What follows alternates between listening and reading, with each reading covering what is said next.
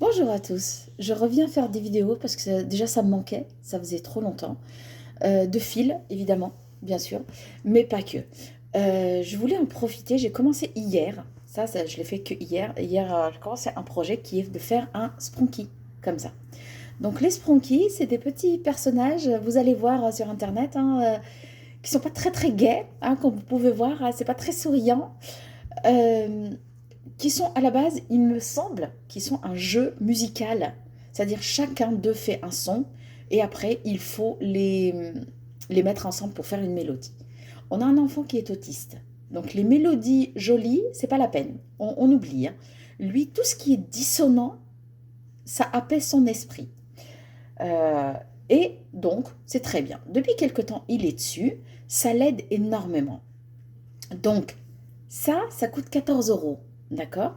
Ils sont très bien, c'est une bonne qualité, il n'y a pas de souci. On en a acheté pas mal, hein. Et au bout d'un moment, la grande, celle qu'il veut, elle coûte 60. Comment dire qu'une peluche à 60, ça passe une. Mais quand vous en avez 45, ça coûte cher. Donc je vais la faire, je vais la fabriquer. Donc j'ai trouvé à peu près la même chose à Action, à 1 euro.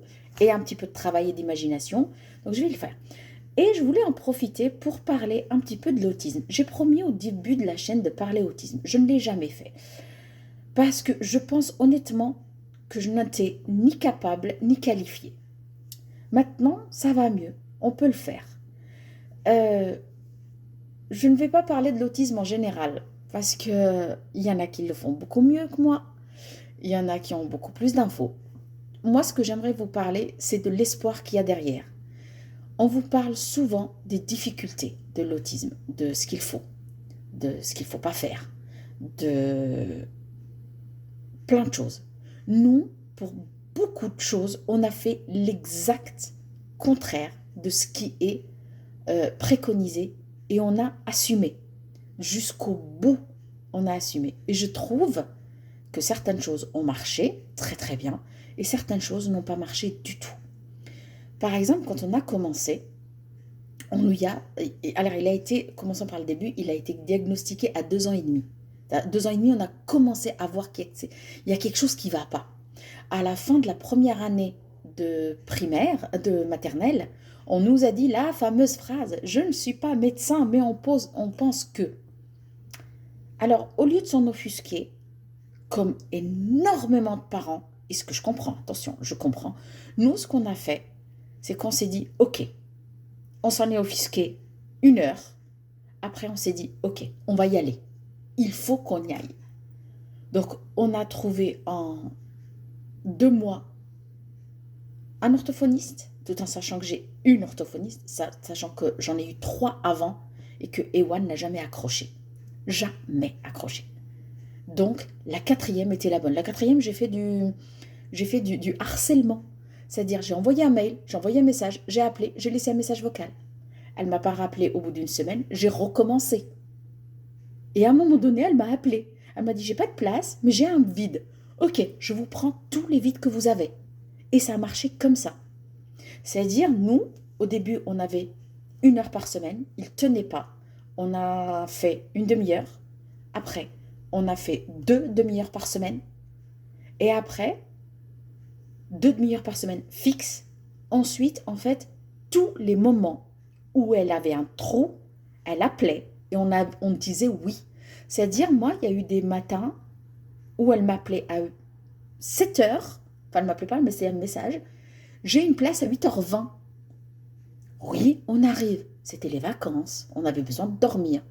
On se lève, on se levait le gamin, on levait le gamin et on l'emmenait à l'orthophoniste. Ça a duré comme ça 4 ans avec cette orthophoniste.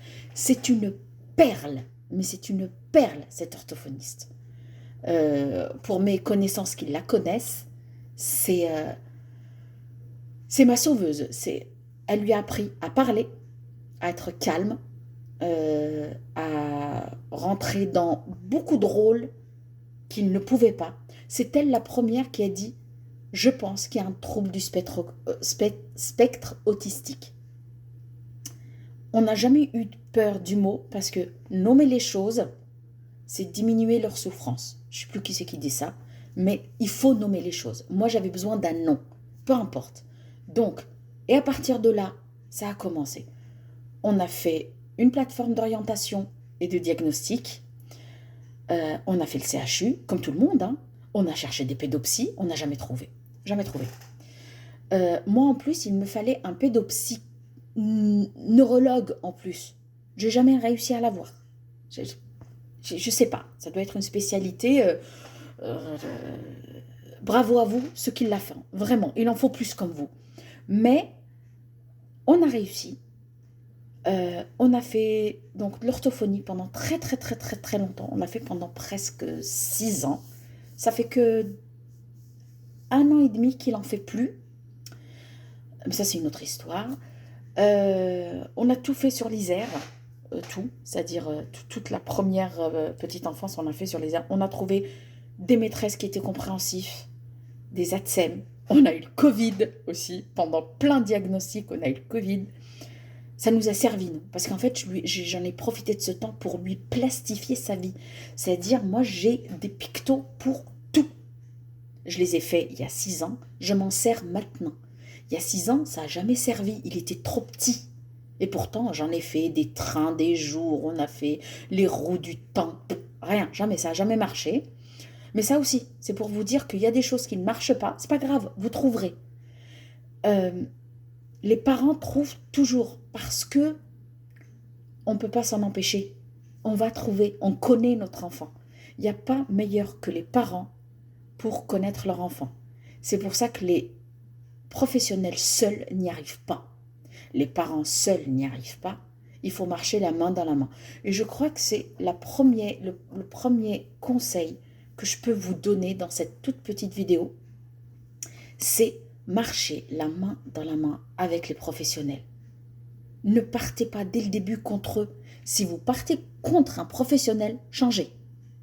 Mais même les professionnels, je ne sais pas si ma vidéo fera ça, mais même les professionnels, quand vous voyez que ça ne marche pas avec des parents, arrêtez. Donnez la possibilité à un autre d'essayer.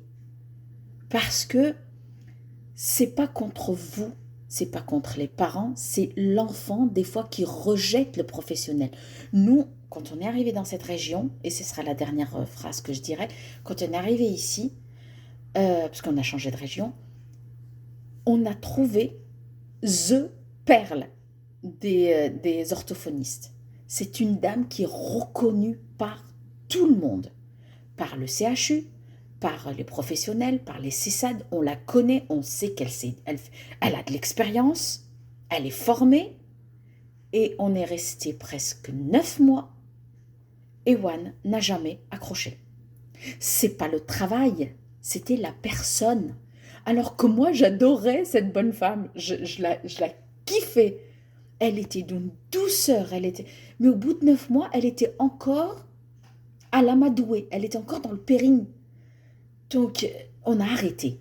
Mais c'est elle qui a décidé de dire, ok, c'est de la perte de temps, on a tout essayé.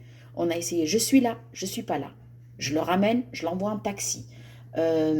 Sas de décompression, sas de prévention, c'est-à-dire on le prévenait, on va y aller.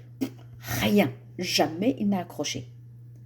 Alors qu'il est parti au CESAD, il avait une psychomotricienne qui faisait un petit peu il n'en avait plus besoin aussi, vraiment besoin d'orthophonie. Il a accroché au premier regard. Au premier regard, il a accroché tout le CESAD, mais tous. Il les connaissait au bout de 3 semaines. 3 semaines, il les connaissait. Alors que Ewan ne connaissait pas les gens. C'est-à-dire, il a beau pas sa maîtresse, il va la reconnaître. Si elle part 1 semaine, elle revient. Ou s'il la voit au supermarché, il ne va pas la reconnaître. C'était très compliqué. Ça, par contre, c'est réglé, ce problème-là. Et ça, c'est le CESAD qui a fait ça, parce qu'après, on a eu droit au CESAD. Voilà. Donc, premier conseil pour l'autisme, marchez main dans la main avec les professionnels.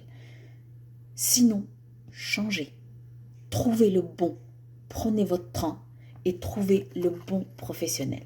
Donc, on va faire ensemble le Spronky, là, et on va parler un petit peu d'autisme, peut-être pas tous les jours, parce que c'est chiant.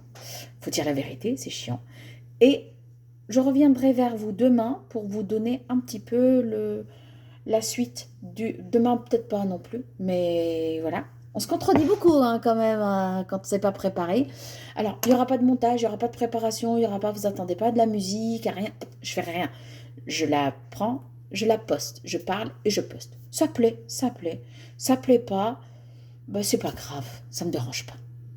J'ai appris à pas plaire aux gens et j'ai appris que quand je plais pas aux gens, bah, généralement ça dit plus des choses sur eux que sur moi. Donc voilà.